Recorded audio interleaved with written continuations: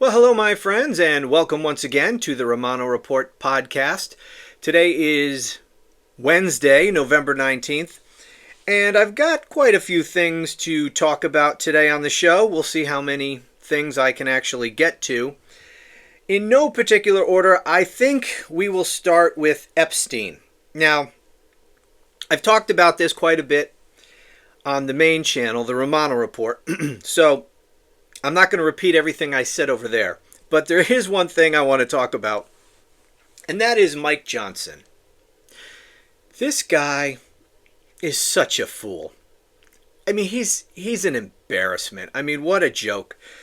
I can't imagine that anybody in Congress takes this guy seriously. Now, he tried his hardest to please his Orange God King and kill this vote. He tried to prevent it from ever happening. I mean, he kept the House in recess throughout the entire government shutdown in order to avoid swearing in Congresswoman Grijalva from Arizona so that she couldn't sign the discharge petition and force a vote on this Epstein release bill. And so, he and Trump did not want the government to reopen. Certainly Trump did not. And if Trump doesn't want something, then Mike Thune doesn't want something. Mike Thune? All right, it's been one of those friggin' days. Mike Johnson. I'm going to be talking about John Thune, so I just combined them. Brilliant.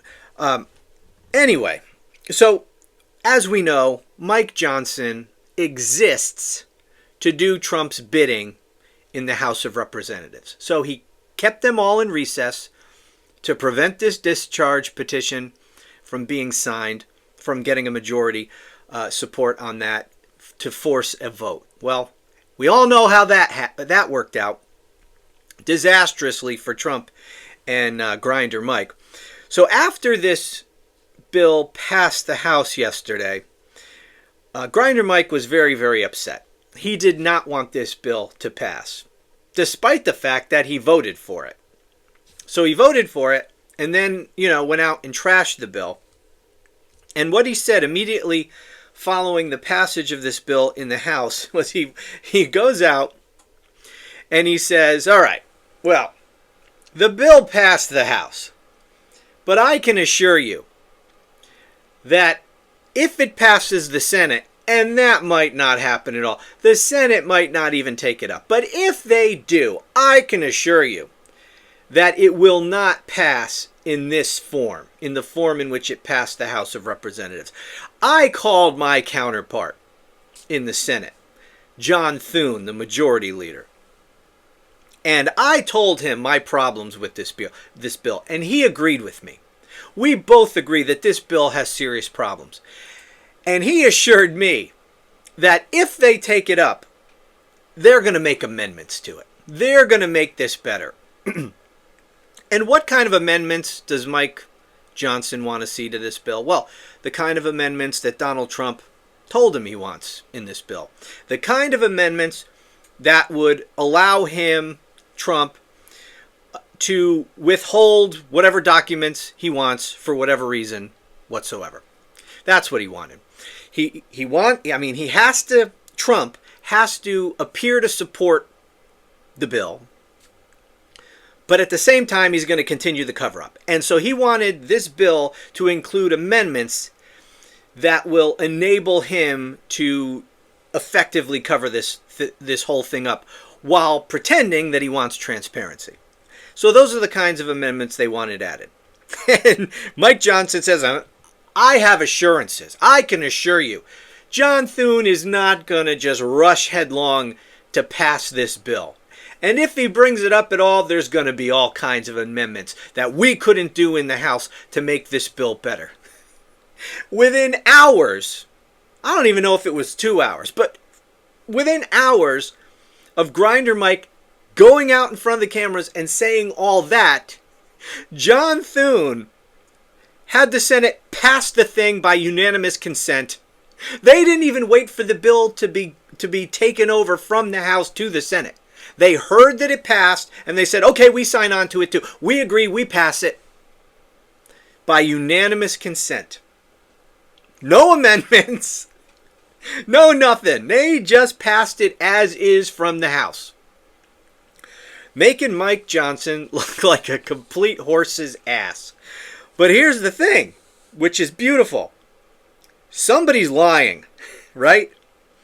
Mike Johnson is lying. Either Mike Johnson is lying or John Thune is lying. Because Mike Johnson said he had this conversation with John Thune, and he had assurances that the Senate would not pass this bill in the form that it came out of the House. And yet they did. So who's lying? Was Grinder Mike lying when he said that he talked to John Thune and he had assurances that the Senate would not pass it in that form?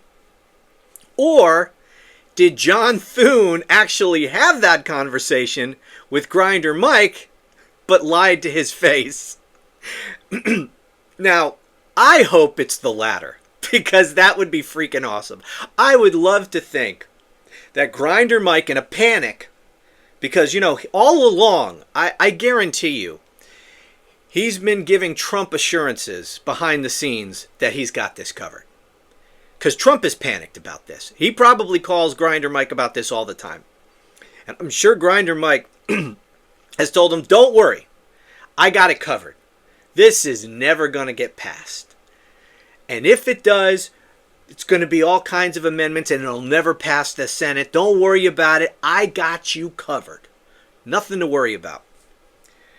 And so when it passed the House, Grinder Mike must have been in a panic.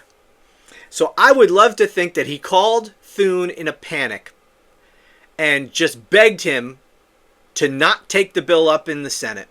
Or if they do, by God, you got to include amendments so that Donald Trump can cover this whole thing up real easy. You got to help me out here. I've been promising this orange fucker that I've got this covered. You got to bail me out. So I just hope that that's what happened. That Grinder Mike called John Thune in a panic. John Thune told Grinder Mike, don't worry about it. We're not going to take it up. Or if we do, we're not going to pass this. We are going to mark this sucker up. There's going to be all kinds of amendments. Don't worry about it. You're good with Trump. Everything's good. We got you covered.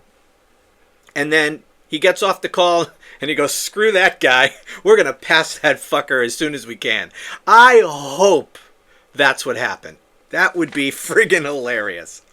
Okay, so anyway, I wanted to bring that up. One more thing about the Epstein stuff.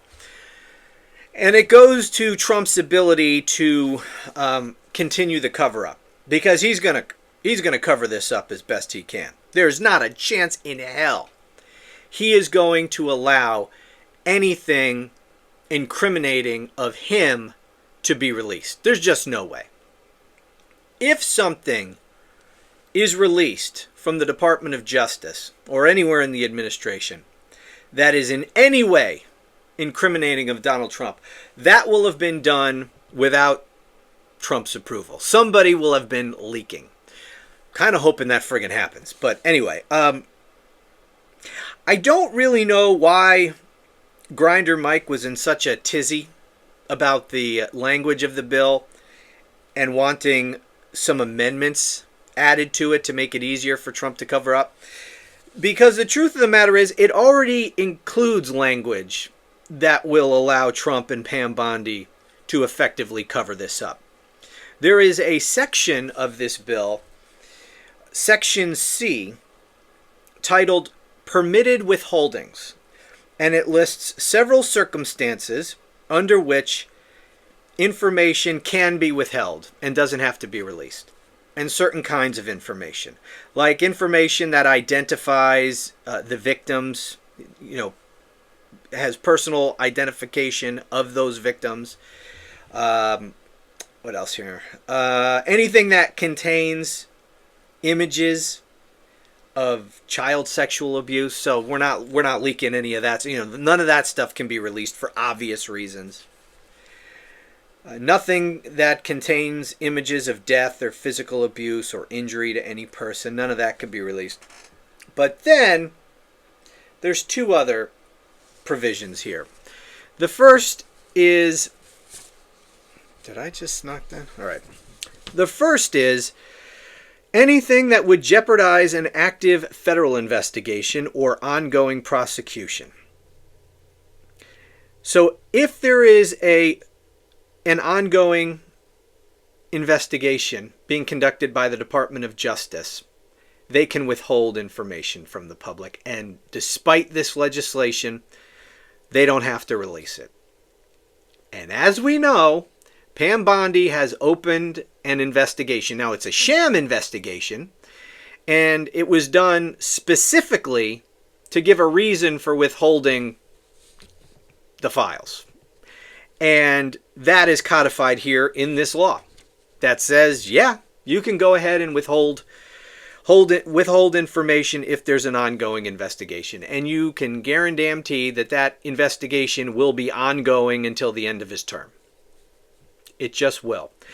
And it will give Trump and Pam Bondi the ability to say, hey, we would love to release everything because we're all about transparency. But we've got this investigation. And it's really important that we conduct this investigation in a professional way so we can hold those Democrats responsible. Because, of course, it's only Democrats that they're investigating. And so, anyway, I don't know why Grinder Mike's all in a tizzy. The language is right there. This is plenty for them to engage in the cover-up. It also allows, here's subsection E, they can withhold information, contain information specifically authorized under criteria established by an executive order to be kept secret in the interest of national defense or foreign policy, and are in fact properly classified pursuant to such executive order. So, classified information can be withheld. So, who has the power to classify things? Well, Donald Trump. So he can classify anything he wants, and bada bing, bada boom, pursuant to this statute, doesn't have to be released. So, again, I don't know why Grinder Mike is freaking out, because Trump already has everything he needs in this legislation that just passed Congress to continue the cover-up. So, bang up job, whoever wrote this fucking legislation, for putting those permitted withholding exemptions that just is big enough exception that you can drive a truck full of classified documents through. So, yeah, they made a big deal that they're going to get full transparency. They're going to get all these documents released for the victims. And yet, they wrote into the law the ability for Donald Trump to withhold whatever the hell he wants. So, yeah, we're not going to get shit. I never expected anything different, but it's right there in the law. So, good job, guys. No, I don't want to get to that right now. What did I want? Oh, while we're on the Epstein thing, I came across a clip. These Epstein victims had a press conference before the vote yesterday. And this is where Marjorie Taylor Greene called Trump a traitor, essentially. That was great. But anyway, some of these victims took turns speaking. And I came across this one victim. Don't know her name. Doesn't matter. Now, normally, I'm not going to go and be critical of someone in this situation. But as I was listening to her clip, I had to do a double take. And I'm going to play part of this for you. And let's see if you have the same reaction. So let me pull it up here.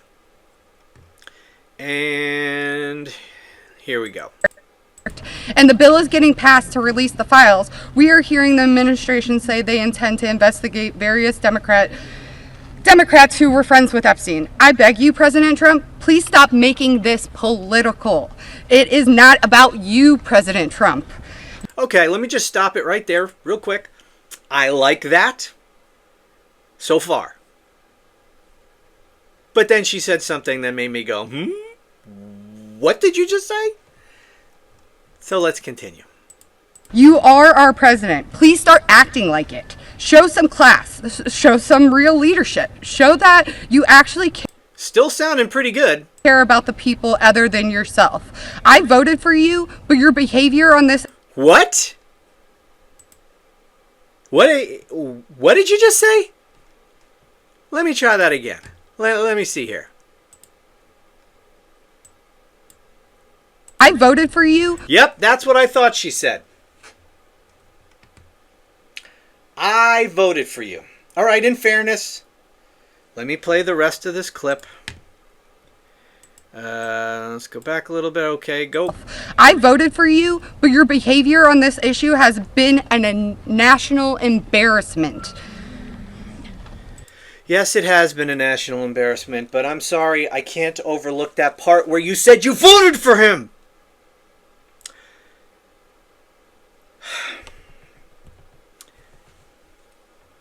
A victim of sexual abuse just said that she voted for an adjudicated rapist.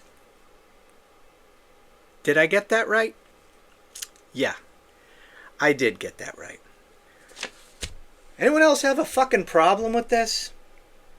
I don't get it. I don't get it. This is your big issue. For obvious reasons, what happened to you, you're a victim of this. You are a victim. You are a rape victim. And you voted for a rapist. And then you're surprised that adjudicated sexual abuser, let's get this right in case there's anyone from the White House, by the way, if there is, right there, guys. If there's anyone from the White House, let me correct that. He wasn't found liable for rape. He was found liable for sexual abuse because what he did, digitally penetrating a woman against her will by force, that's what he was found liable for. That's not actually called rape in New York. It's called rape in lots of other places, but in New York it's called sexual abuse. That's what he was found liable by a jury in a court of law for having done. So, she's a rape victim, and she voted for a man who was found liable after a trial by a jury for having sexually abused a woman, digitally penetrated her forcefully against her will. There was a victim, like you, ma'am, a victim who was sexually abused, suffering the same kind of traumas, I'm sure, that you are. Suffered at the hands of a guy you just admitted you voted for? I'm sorry, I can't wrap my head around that. And then she's surprised, because it's not even been a year, and she seems pretty pissed off. She voted for him just over a year ago. He hasn't even been president for a year. And she's very upset. She says, what did she say? His behavior's a national embarrassment or something?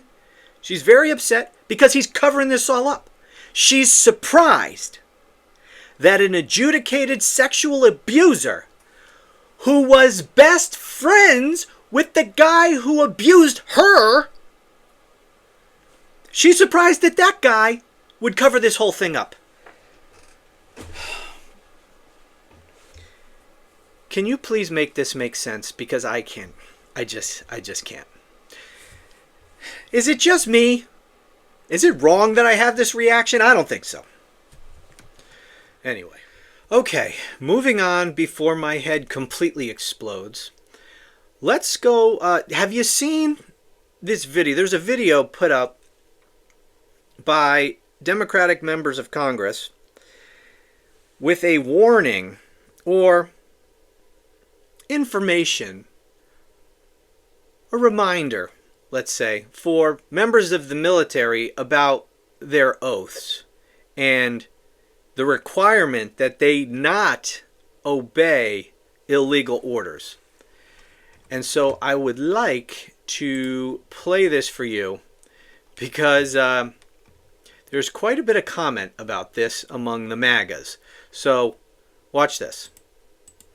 I'm Senator Alyssa Slotkin. Senator Mark Kelly. Representative Chris DeLuzio. Congresswoman Maggie Goodlander. Representative Chrissy Houlihan. Congressman Jason Crow. I was a captain in the United States Navy. Former CIA officer. Former Navy. Former paratrooper and Army Ranger. Former intelligence officer. Former Air Force. We want to speak directly to members of the military And the intelligence community. Who take risks each day To keep Americans safe. We know you are under enormous stress and pressure right now. Americans trust their military. But that trust is at risk. This administration is pitting our uniformed military And intelligence community professionals against American citizens. like us. You all swore an oath. To protect and defend this Constitution. And right now, the threats to our Constitution aren't just coming from abroad. But from right here at home. Our laws are clear. You can refuse illegal orders. You can refuse illegal orders. You must refuse illegal orders. No one has to carry out orders that violate the law. Or our Constitution. We know this is hard. And that it's a difficult time to be a public servant. But whether you're serving in the CIA, In the Army, Our Navy, The Air Force. Your vigilance is critical. and know that we have your back. because now, more than ever, The American people need you. We need you to stand up for our laws. our Constitution, And who we are as Americans. Don't give up. don't give up. don't give up. Don't give up the ship. Okay, so that's the video. And there has been quite the reaction among the MAGAs online to that video. So here's a tweet from Stephen Miller. Okay, what the hell, man? Let me see. There we go. There's his tweet.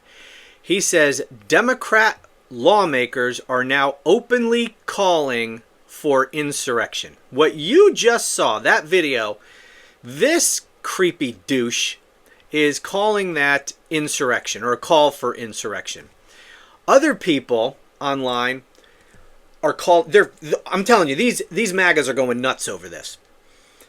They're calling this treason. I saw Carrie Lake call it, what did she call it? Seditious conspiracy. Most people are calling it treason. They're losing their damn minds. Of course, they're all talking out of their ass, as they usually do. All they're doing here, obviously, is reminding men and women of the military and the CIA that not only can they refuse illegal orders, but they are required to. They're required to refuse illegal orders, because if they do not, depending upon what the order is and what they do in carrying out the order, they could be committing crimes. And they could be prosecuted for following illegal orders. And it's not good enough if you're prosecuted to later say, hey, I was just following orders.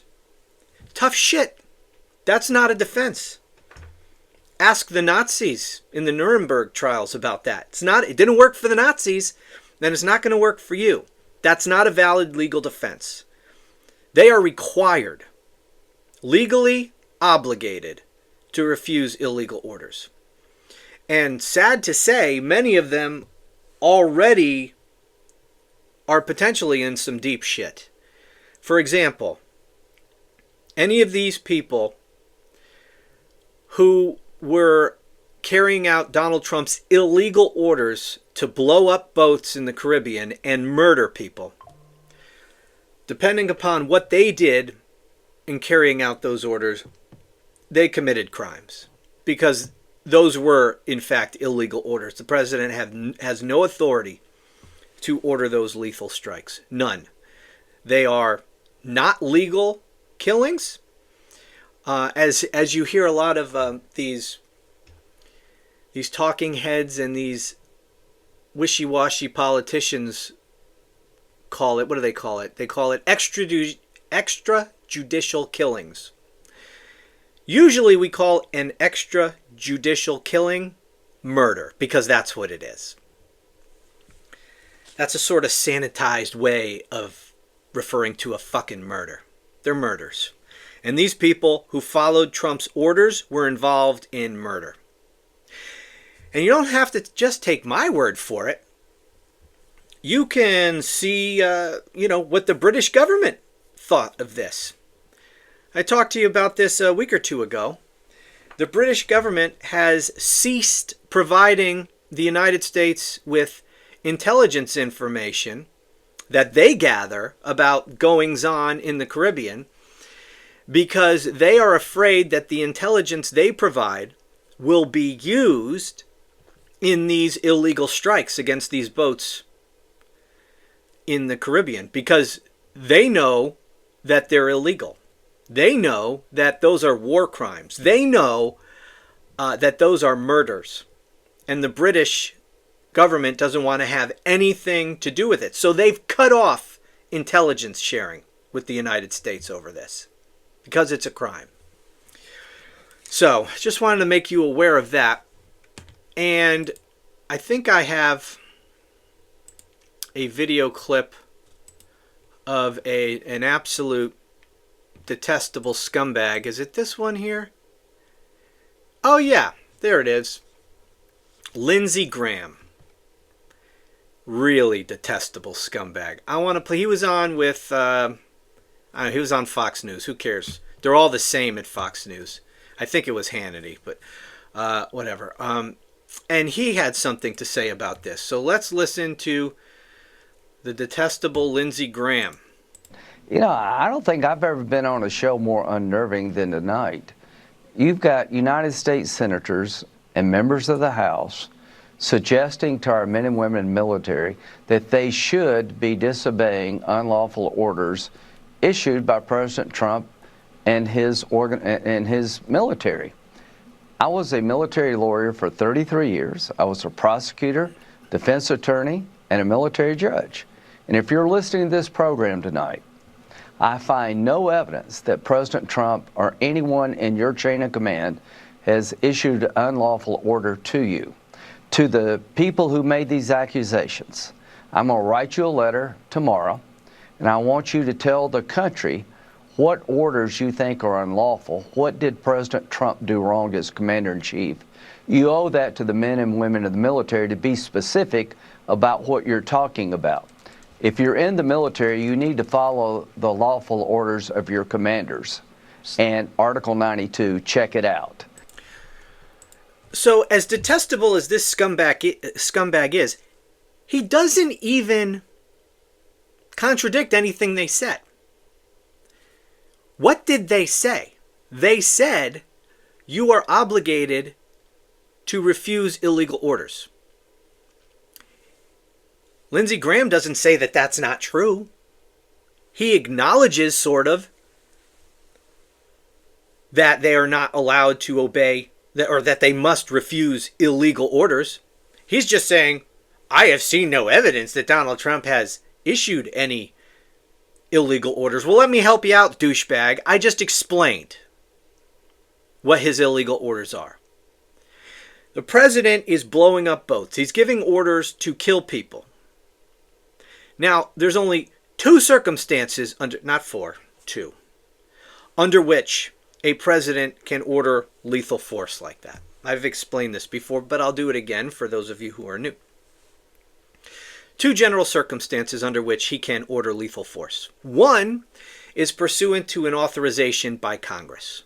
Congress has authorized nothing, so that doesn't apply. So the only circumstance that could possibly remain under which President Trump could lawfully order these lethal strikes is if he is doing so in immediate defense of the country against an imminent threat to the country, an imminent military threat that is so serious, or an imminent threat of whatever nature, that is so serious a threat that there is no time to go to Congress. You have to act immediately. There's no time to seek authorization from Congress. You have to act immediately, and it's so serious that you must respond with lethal force. Does that circumstance exist here? Let's look at it. Who is he using this lethal force against? Small boats in the Caribbean. Now, if any of you MAGAs are watching this, if you look at a map, you would see that that's kind of far away. Depending upon the map, it might not look that far away, but it actually is. Where these boats are being blown up is like 1,000 miles away from the U.S. coastline. That's far away. These little boats. These boats couldn't even get here without stopping for gas a bunch of times. It would take them forever to get here. 1,000 miles. Little tiny boats that have a couple of people on them, and if what Donald Trump is saying, a couple of people and bags of cocaine. That's it. Is that a serious security threat to the United States? No. And by the way, we shouldn't take Trump's word for it at all that these are drug smugglers, or as he says sometimes, narco-terrorists.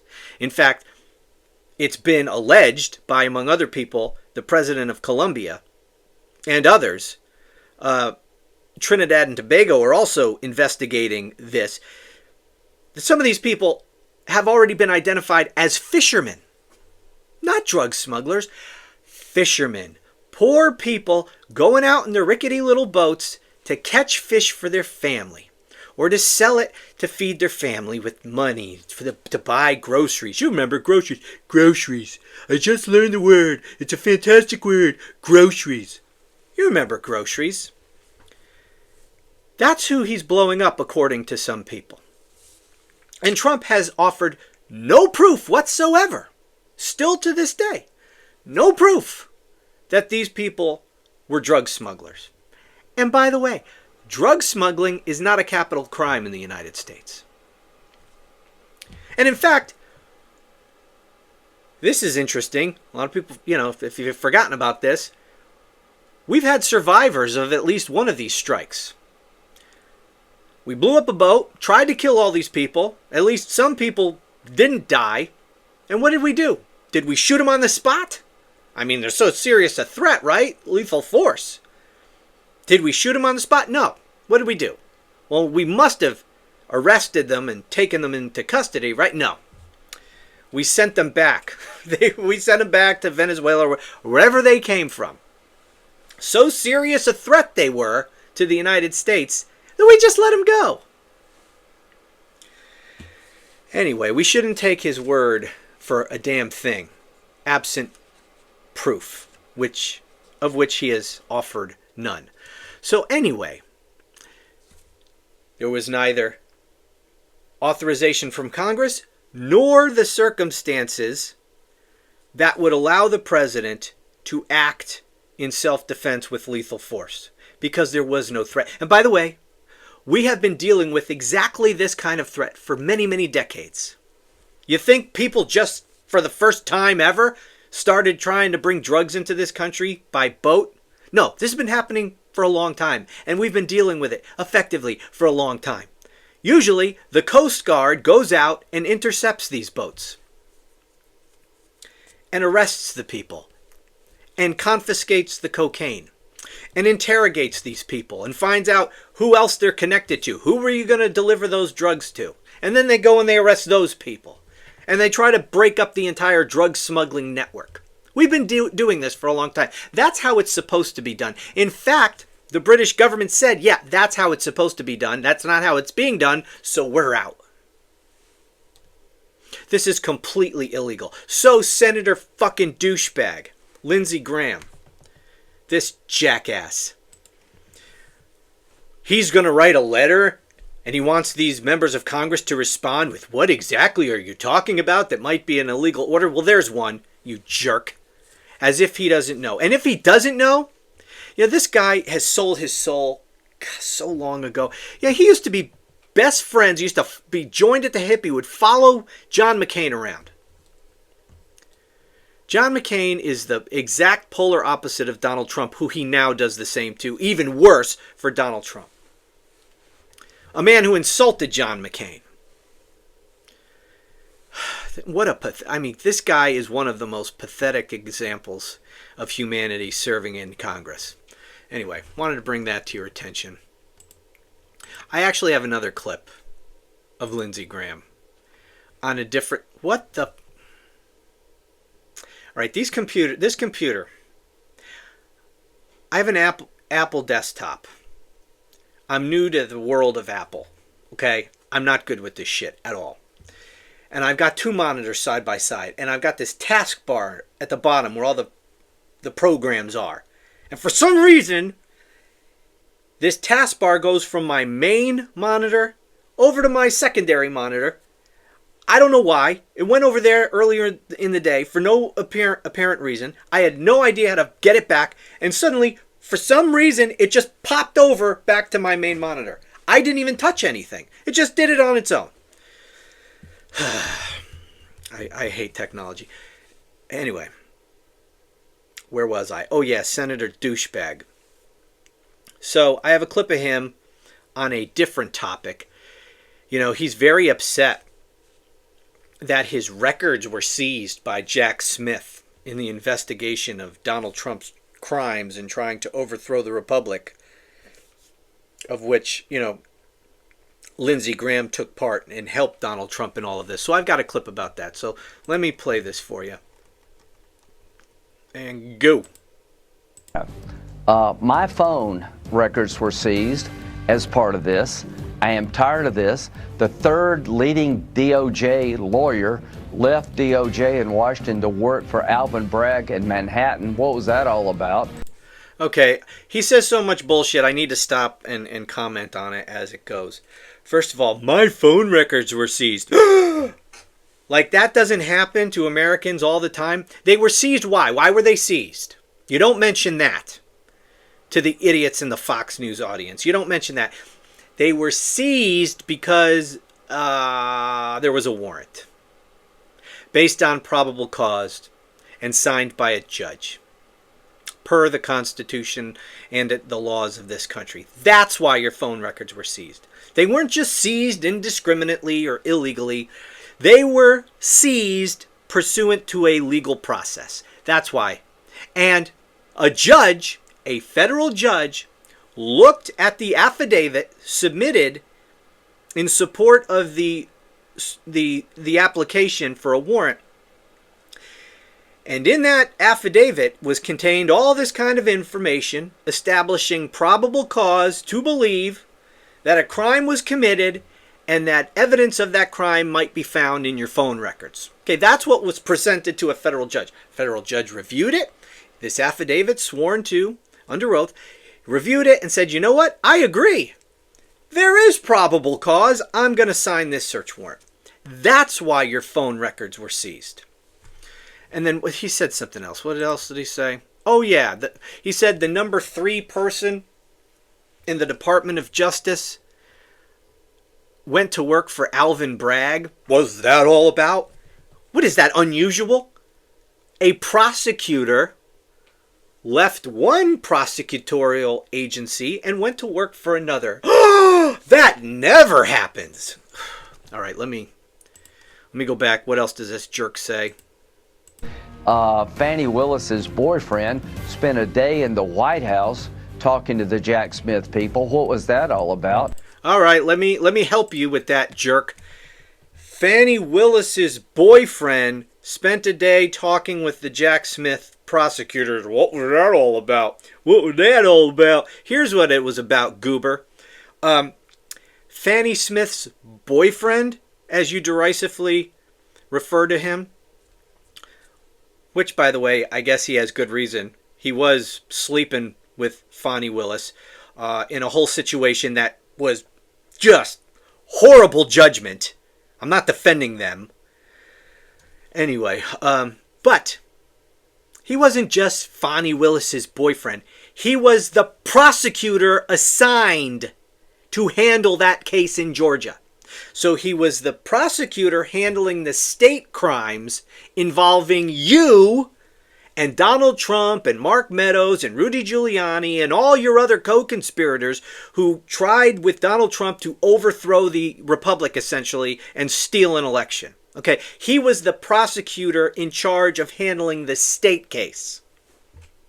So he was talking for a day, visited the White House to talk to Jack Smith, who was handling the federal case involving you and Trump and all those people who tried to overthrow the republic. That never happens, right? State prosecutors talking with federal prosecutors about a case they have in common. No, that never happens. But when you say it to the idiots in the Fox News audience, oh, Fonnie Willis's boyfriend, what was that about? Oh, God, I just detest this man. Okay, what else does this jerk say? Go. I think this was worse than Watergate, an effort to destroy President Trump, charge him with crimes that are just ridiculous, and come after people. Oh, my God, I just can't. I can't play the rest of this clip. Worse than Watergate. Yes, what you did, Goober, is way worse than Watergate. What you did to help Donald Trump, a sitting president of the United States, steal an election that he lost. Organize a criminal conspiracy to overturn the results of the election, and when every legal means that he attempted failed, court challenges and so forth, he resorted to illegal means, which ultimately resulted in a violent insurrection against his own government that he specifically incited, organized and incited. He summoned all those people there to Washington for the specific purpose of sending them to the Capitol to be violent, to stop the certification of the election that he lost.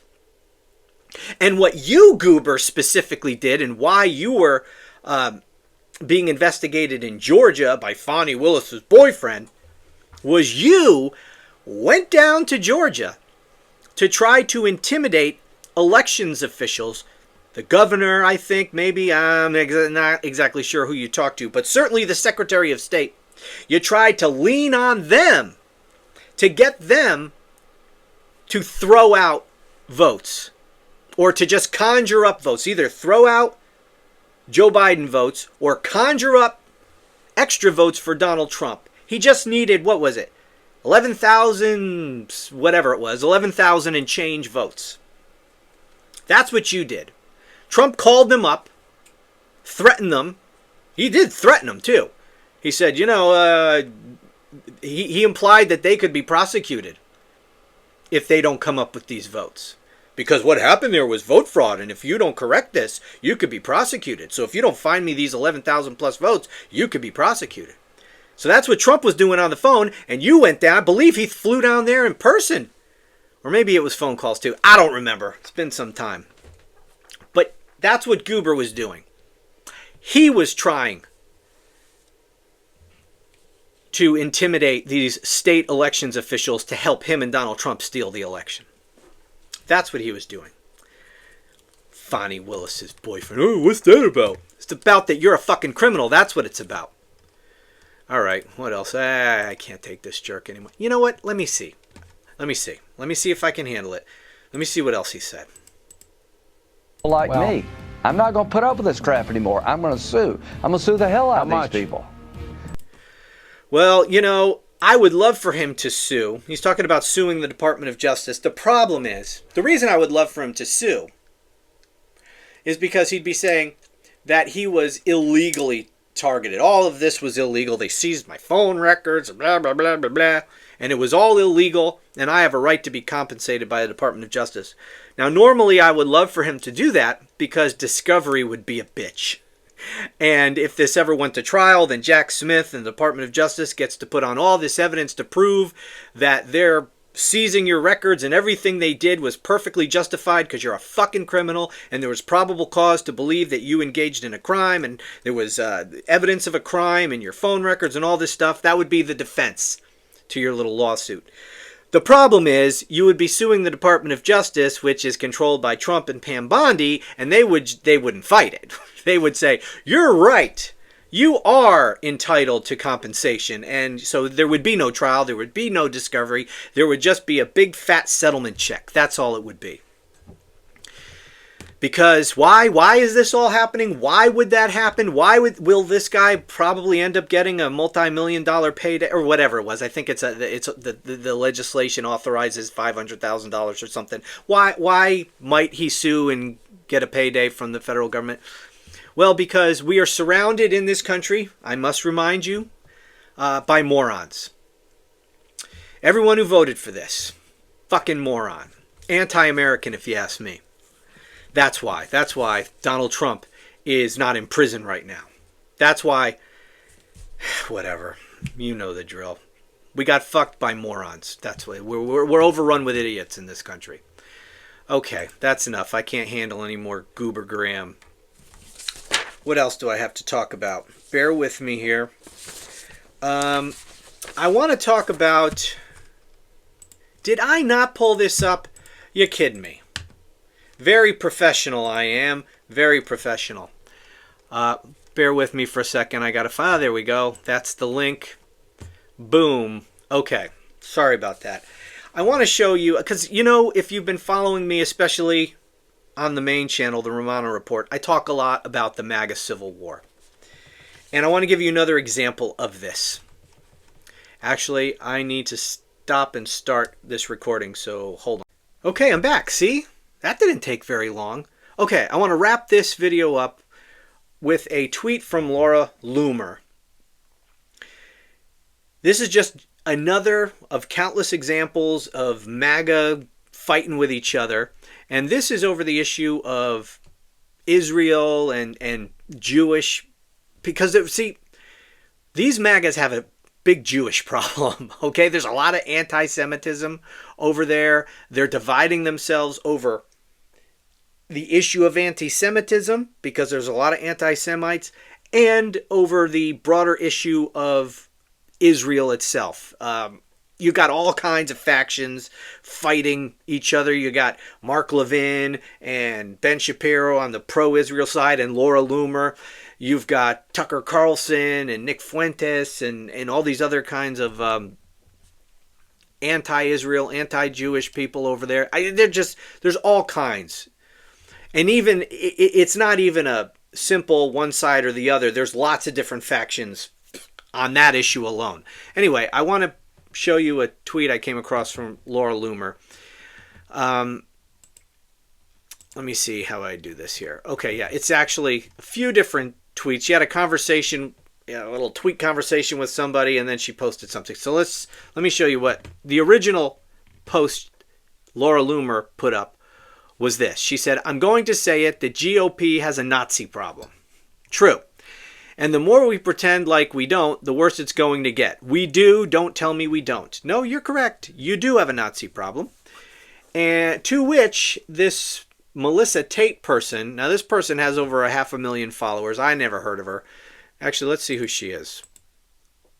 Melissa Tate, Christian conservative, wife, mother, author, promoting conservative and Christian values.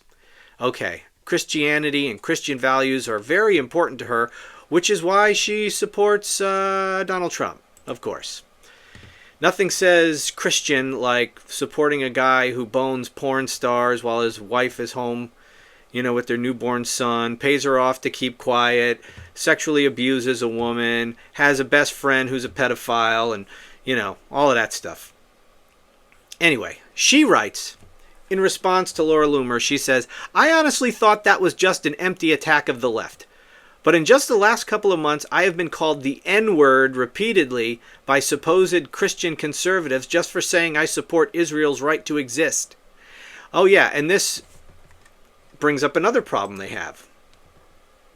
They got a Nazi problem, and they got, the outright regular racist problem.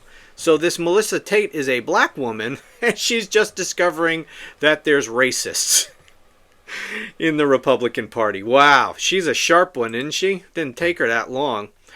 Anyway, and not even to say I support the Israeli government or giving them money, just saying they have a right to live in peace in their ancestral land. I consider myself America first, but that term has been co-opted by the most vile and extreme white nationalists, a movement I cannot get behind as a Christian, and for obvious reasons. Well, it's a movement you're in bed with, sweetheart. Sorry to break it to you. Let's see. And then, so she writes that, and then Laura Loomer quote tweets that and says this. This is the money quote here. She says, "I hope the GOP is ready to lose the midterms in a landslide and have President Gavin Newsom. This is what obsessing about Israel and Jews all day is going to get you. This is a Trump voter, by the way. How many millions more on the right feel this way right now? The GOP won't address it, so they have nobody to blame but themselves when they lose." And they're going to. Certainly if they continue this way. Anyway, the MAGA civil war is real, and it's not just over Israel and the Jews. It's about a lot of things. It's about a lot of things. Remember, MAGA is not a coherent ideology of any kind.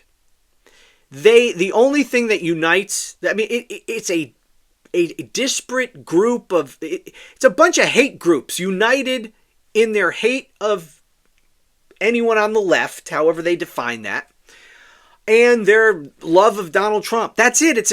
It's a bunch of hate groups united in a cult of personality. And the cult of personality is not going to outlive the cult leader who's on his way out. All right? And once he's gone, there's going to be nothing to unite all these various groups of lunatics. And they're just going to fight with each other all the time. Starting now, they're just going to fight to the death for control of what remains of this personality cult. That's what's going on here. And Laura Loomer is she's in the middle of it all. So anyway, that's it for now. Thanks for watching. Check out the Romano Report because a lot of good stuff over there. If you haven't seen my latest uploads, please check that out. And thanks for watching. Talk to you again soon.